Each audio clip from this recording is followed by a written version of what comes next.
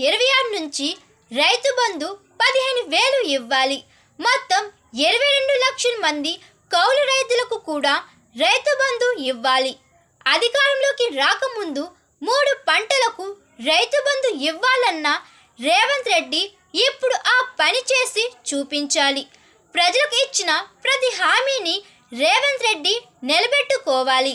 వాటిని అమలు చేసే వరకు రైతుల పక్షాన, వృద్ధుల పక్షాన, మహిళల పక్షాన రేవంత్ ప్రభుత్వాన్ని వెంటాడుదాం అని షాబాద్ చేవేల రైతు మహాధర్నాలో బీఆర్ఎస్ వర్కింగ్ ప్రెసిడెంట్ కేటీఆర్ అన్నారు.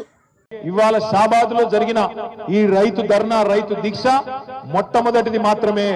రేవంత్ రెడ్డి ప్రభుత్వానికి మేము చేసే విజ్ఞప్తి, 26 జనవరి నుంచి నువ్వే చెప్పినావు 15,000 అనే మాట, బరాబర్ 15,000 ఇయ్యాలి. కౌలు రైతులకు గుడిస్తా అని చెప్పినావు. 22 లక్షల మంది కౌలు రైతులకు నేను రైతు బంధు వేస్తా అని చెప్పినావు. భూ యజమానులకు అలగిస్తా, కౌలు రైతులకు అలగిస్తా అని నువ్వే చెప్పినావు.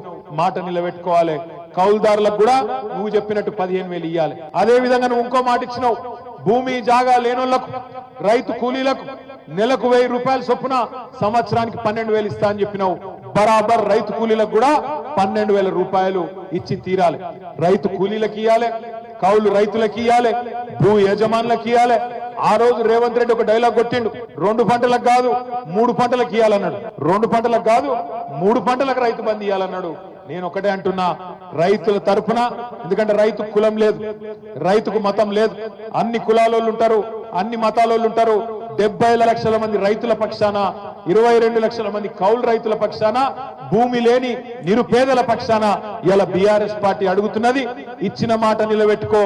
ఇయ్యకపోతే, నిలబెట్టుకోకపోతే రేపు స్థానిక సంస్థల ఎన్నికలనే కాదు, మళ్ళీ ఎలక్షన్లు ఎప్పుడు వచ్చినా తప్పకుండా ఈపు చింతపండు చేసే బాధ్యత మా ఆడబిడ్డలు, మా రైతు బిడ్డలే తీసుకుంటారనే మాట కూడా విజ్ఞప్తి చేస్తా ఉన్నా. Hi, this is Swathi.